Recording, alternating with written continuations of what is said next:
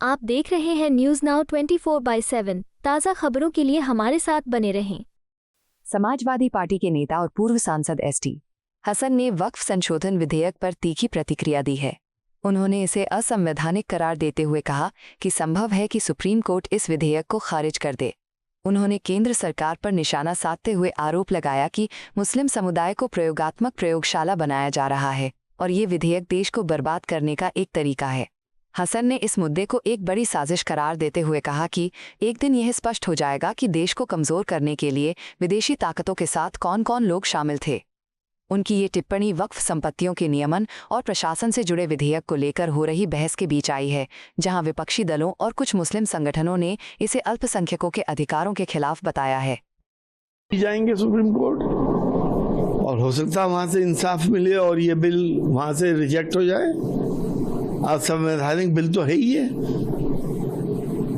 क्योंकि इस वक्फ बोर्ड का जो हमें धार्मिक आज़ादी हमें संविधान ने दी है, अपनी संस्थाओं को चलाने की आज़ादी दी है, वो इस बिल के माध्यम से ख़त्म की जा रही है।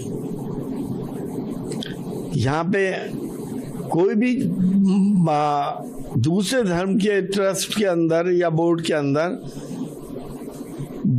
किसी दूसरे धर्म का इन्वॉल्वमेंट नहीं है। क्या राम मंदिर ट्रस्ट में कोई मुसलमान है या कोई सिख है? बड़े बड़े मंदिरों के ट्रस्ट हैं, क्या कोई मुसलमान या और गैर हिंदू मजहब का मानने वाला है?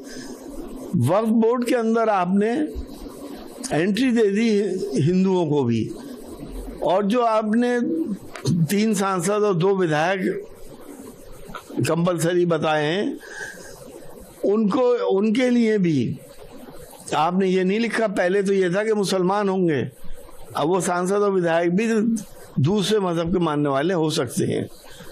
तो एक मुसलमान तो एक तरह से इनका एक्सपेरिमेंटल लेबोरेटरी है हिंदुस्तान को कमज़ोर करने की, हिंदुस्तान को बर्बाद करने की साजिशें हैं। और एक न एक दिन ये ज़रूर पता चलेगा, चाहे हम इस दुनिया में हों या ना हों, कि कौन कौन लोग बाहरी ताकतों से मिले हुए थे जो हिंदुस्तान को कमज़ोर कर रहे थे। तो क्या आप आए करके देंगे? आपने जो कानून लाए हैं उसमें डिस्ट्रिक्ट कलेक्टर को, डिस्ट्रिक्ट मजिस्ट्रेट को ये पावर्स हैं कि जहाँ पर सरकार ने अधिग्रहण कर रखा है ज़मीनों का, जहाँ पे सरकार ने कब्जे कर रखे हैं ज़मीनों पे, जो ज़मीनें राजस्व अभिलेखों में दर्ज नहीं है, वो ज़मीनें कलेक्टर साहब ये डिसाइड करेंगे कि किसको जाएंगी, और कलेक्टर साहब तो वही डिसाइड करेंगे जो सरकार चाहेगी। मुरादाबाद के अंदर 8000 वक्फ की जायदादें वक्फ बोर्ड में एनरोल हैं, और जबकि राजस्व में सिर्फ 2800 एनरोल हैं।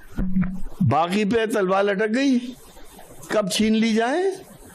और सरकार जब इसे ले लेगी तो सरकार तो नीलामी करेगी, बेचेगी, क्योंकि ये सरकार तो बेचने वाली सरकार है।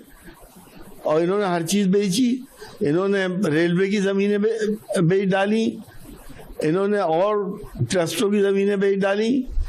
अब ये, अब हिंदू भाई खुश ना हो, कल को नंबर मंदिरों की ज़मीनों पे भी आने वाला है, वो भी इनके करीबी मित्रों को दे दी जाएंगी। आपको यह वीडियो पसंद आया हो तो इसे लाइक करें, हमारे चैनल को सब्सक्राइब करें।